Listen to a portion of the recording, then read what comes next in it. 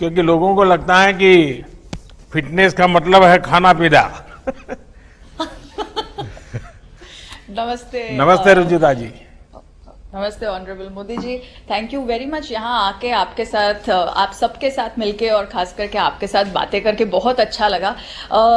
मुझे तो यही लगता है कि थैंक्स टू यू आज दाल चावल घी को अप्रूवल मिल रहा है हर एक घर में। नहीं तो हम पहले यही सोचते थे कि फ्री में अपनी दादी नानी ज्ञान बांट रही है तो उसको क्यों रुचिता जी, सुने। आपका जो ईट लोकल थिंक ग्लोबल का जो मंत्र, मैं समझता हूं आज के लिए तो भारत के लिए बहुत एकदम से मेल खा रहा है। और ये काफी कुछ जो मैं बताता रहता हूं, वोकल फॉर लोकल, और उसको भी एक प्रकार से बल दे रहा है। और बिल्कुल। आप तो हमेशा ईट लोकल के मंत्र को लेकर के हमेशा अपनी बात बताती हैं और लोगों को आपकी बातों में रुचि भी है।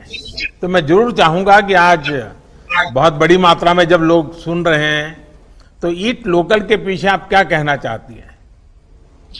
ईट लोकल के पीछे मैं वही कहना चाहती हूँ जो आपने अब भी कहा कि हमारे यहाँ हमेशा कहा गया है कि सर्वजन सुखाय सर्वजन हिताय। तो जब हम लोकल खाएंगे तो हर कोई अलग अलग खाता है, तो उनके यहाँ का जो खाना है उनके रीजन के हिसाब से जो वहां पर बनता है वही लोग खाते। अगर खाएंगे तो वहां के फार्मर्स के लिए या वहां के लोकल इकोनॉमी के लिए भी अच्छा है और ओवरऑल अर्थ के इकोलॉजी के लिए भी अच्छा है और हमारे हेल्थ के लिए तो अच्छा है ही। और ये नहीं होना चाहिए कि जब तक के कोई हैशटैग में हमारे ही खाने को हमारे सोशल मीडिया पर नहीं दिखाता तब तक हम लोग उसकी वैल्यू नहीं करते। जैसे कि घी को देख लीजिए आप। Ghee by the way PM sir, अभी आजकल यूएस में सबसे गूगल्ड वर्ड है how to say ghee. That's the most googled word. और हम लोग पहले जैसे हल्दी दूध नहीं पी रहे थे, लेकिन अभी जैसे ही उसको कोई टर्मरिक लाते कहता है या गोल्डन मिल्क तो हम पीने लगते हैं। इसीलिए आपका ये जो इनिशिएटिव है वोकल फॉर लोकल, वो बहुत महत्वपूर्ण है क्योंकि फिर हम हमारे ही भाषा में हमारे ही खाने को और उसके वैल्यू को पहचानेंगे। देखिए रुचिता जी, मैं कोरोना के माहौल के कारण मैं मेरी माँ से कोशिश करता हूँ हफ्ते में 1-2 बार बात हो जाए।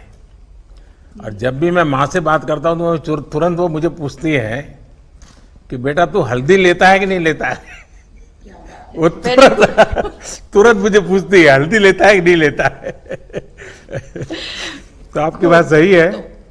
अच्छा, आपका जो फिटनेस का मंत्र है, और मैं समझता हूं ये मैसेज बड़ी ताकत रखता है। आप कहती है don't lose health, lose weight. जरा समझाइए क्या कहना चाहती है आप? मुझे यही लगता है कि हम बहुत बार वजन कम करने के कोशिश में हेल्थ गवा देते हैं, रात की नींद गवा देते हैं, दिन का चैन चला जाता है और इश्क विश्क भी नहीं हुआ होता, बस डाइट पे रहते हैं। तो मुझे यही लगता है कि लोगों को ऐसी कोई भी चीज नहीं करनी चाहिए जिससे रातों की नींद और दिन का चैन हराम हो जाए। जस्ट नॉर्मल खाना जो हमारे घर पर बनता है, रोटी सब्जी दाल चावल पोहा उपमा नून चाय जैसे कश्मीर में पिया जाता है, हर एक रीजन की हमारे यहाँ पर स्पेशलिटी है। तो अगर घर का खाएंगे, पैकेट में से कम खाएंगे, और अभी 2020 भी चल रहा है, तो मेरे हिसाब से अगर हमारे जो पुरुष वर्ग है वो भी अगर हमारे साथ महिलाओं के साथ घर पर हमारे किचन में काम करेंगे तो हम लोग पैकेट में से कम खाएंगे, अपने ही किचन से ज्यादा खाएंगे, तो सेहत ऐसी ही बनी रहेगी। डिफॉल्ट में हम लोग अच्छी सेहत बना पाएंगे। तो लेकिन रुजुता जी, एक तरफ फिटनेस, एक तरफ डाइटिंग, सारा माहौल ऐसा बना हुआ है, उस समय अगर आप ईट मोर वाली बात करती है। देखिए, आपकी माँ जी जब आपको ये पूछती है कि आपने हल्दी ली कि नहीं, तभी आपको उन्होंने और एक सीख दी होगी जो मैं आपको गारंटी देती हूँ कि ये 100% आप दोनों में ये बात हुई होगी। शायद जब आप छोटे होंगे आपने मे बी 2-3 चपाती खा ली होगी और आपने कहा होगा आज मैंने 3 चपातियां खा ली।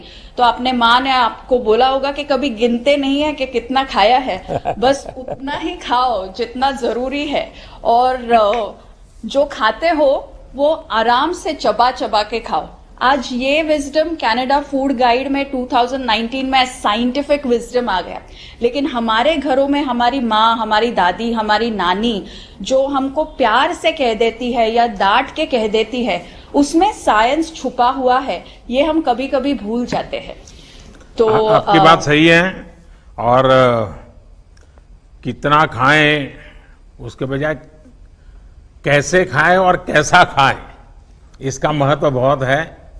और मेरी अपनी भी एक रेसिपी है, बताइए। ये मेरी अपना इनोवेशन है, ऐसा मेरा क्लेम नहीं है, लेकिन मैं ये जो ड्रमस्टिक है मोरिंगा, ये न्यूट्रिशन की दृष्टि से बहुत महत्वपूर्ण है, ऐसा मैं सुनता रहा हूं।